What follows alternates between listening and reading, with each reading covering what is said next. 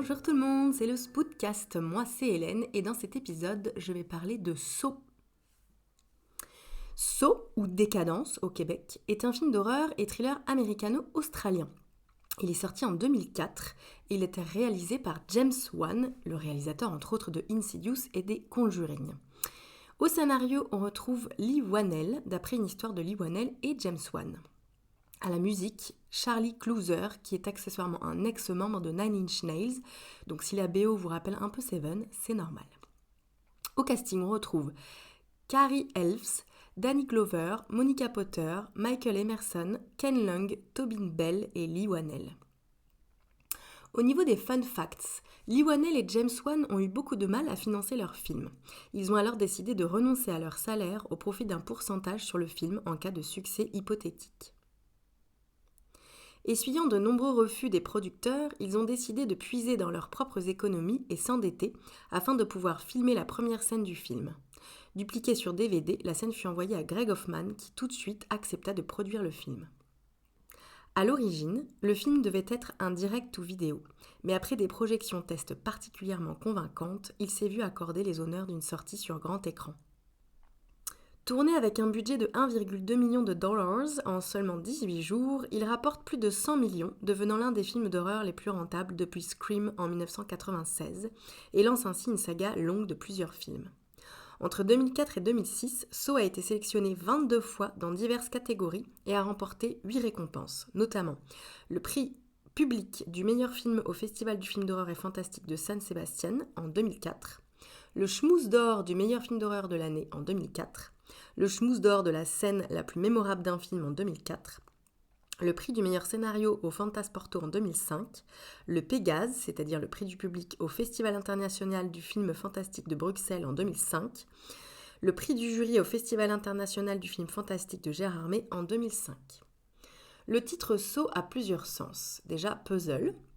À la mort de chaque victime, le tueur au puzzle prélève sur le corps un morceau de peau en forme de pièce de puzzle censé représenter ce qui lui a manqué, l'instinct de survie. La scie. Pour survivre, les deux victimes principales du film doivent se libérer de leur chaîne en se coupant le pied avec des scies à métaux. Dans chaque épisode de la série de films, l'instrument scie à métaux ou circulaire apparaît. Et voir, le tueur au puzzle assiste au piège via des caméras ou un trou dans le mur. Il est aussi parfaitement capable de tout savoir sur une personne comme s'il la surveillait en permanence. Le pantin sinistre qui par vidéo interposée s'adresse aux victimes fait référence au cinéaste Dario Argento dont le film Les frissons de l'angoisse recèle une scène exhibant un pantin similaire. Alors, le pitch. Si on devait décrire ce film en 3 mots, moi j'ai choisi enlèvement, escape game ultime et plot twist de fou. Oh, ça fait plus que 3 mots, je sais. Alors, le résumé du film. Dans une salle de bain désaffectée, le photographe Adam Stany et le docteur Lawrence Gordon se réveillent au coin opposé de la pièce, enchaînés par leurs chevilles à des canalisations. Une horloge indique 10 heures. Au milieu de la pièce, un corps est allongé sur le sol dans une mare de sang tenant un revolver et un magnétophone.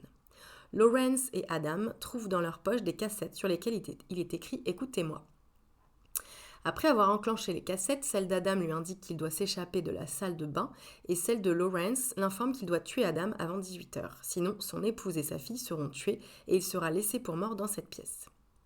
Il trouve ensuite des scies à métaux qui ne sont pas assez solides pour couper leurs chaînes, mais assez pour couper leurs jambes.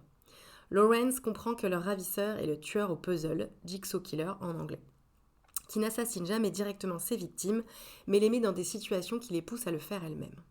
Son objectif est que ses victimes survivent à l'épreuve avec une meilleure appréciation de la vie. Les inspecteurs de police David Trapp et Stephen Singh sont chargés de l'enquête.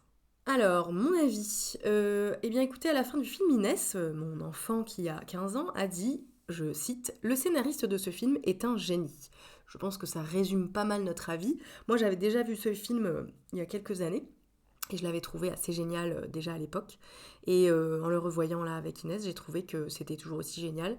Le scénario est quand même, pas parfait à 100%, mais il est quand même effectivement très ingénieux.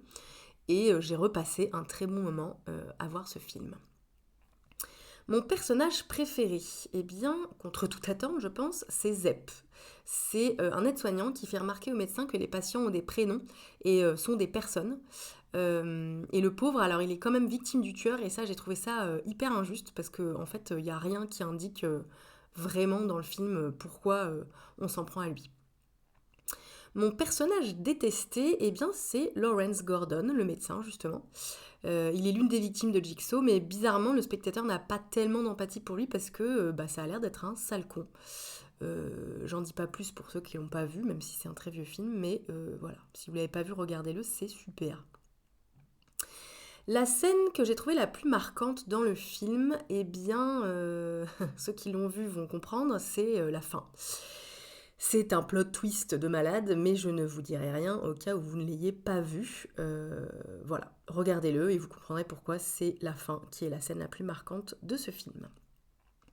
Alors, notre note, Inès a mis au scénario 2 sur 2, à la réalisation 2 sur 2, au casting 2 sur 2, à la musique 1 sur 2 et au message valeur 2 sur 2, ce qui lui fait une note de 9 sur 10. Moi, au scénario, je mets 2 sur 2, à la réalisation, je mets 2 sur 2, au casting, je mets 2 sur 2, à la musique, je mets 1 sur 2, et au message valeur, je mets 2 sur 2. En fait, j'ai mis exactement les mêmes notes qu'Inès. Ce qui me fait donc une note de 9 sur 10, et on obtient un total de 18 sur 20. Alors, ce film entre-t-il dans notre top des meilleurs films selon le Spoodcast ? Eh bien oui, il entre à la 4e place. Donc pour rappel, Seven et The Shining sont en tête avec 19, Shutter Island à 18,5, Saw donc à 18, ex aequo avec 28 jours plus tard qui a aussi 18. Le flipomètre. Le méchant de ce film entre-t-il dans notre top 5 des pires méchants ever ? Eh bien, pour Inès, oui, car elle a mis Jigsaw en 3e position, après The Thing et le Xénomorphe, et devant Freddy Krueger et Kayako de The Grudge. Moi, il est en revanche à la 7e place entre Kayako de The Grudge et Freddy Krueger. Au niveau reco, qu'est-ce qu'on a à vous proposer en rapport avec ce film ? Eh bien, sur la thématique du kidnapping ou de la captivité, moi je vous recommande le génialissime film sud-coréen Old Boy, qui est sorti en 2003, réalisé par Park Chan-wook. C'est un film où le personnage principal est enlevé et emprisonné pendant 15 ans, sans savoir ni par qui ni pourquoi. Et évidemment, le jour où il est libéré, il va chercher de manière obsessionnelle les raisons de son enfermement. Si vous l'avez jamais vu, allez-y, c'est une pépite. C'est par contre vraiment pas facile à regarder, c'est pas un film d'horreur, mais psychologiquement, c'est pas évident. Dans le prochain épisode, on vous parlera de Hellraiser le Pacte, qui est sorti en 1987 avec mon ami Fred. Merci de m'avoir écouté. Je vous rappelle que vous pouvez me retrouver sur Instagram avec le hashtag Spoodcast. Dites-moi si vous aussi vous aimez Saw ou si ça vous a donné envie de le regarder. Et en attendant, je vous fais des bisous.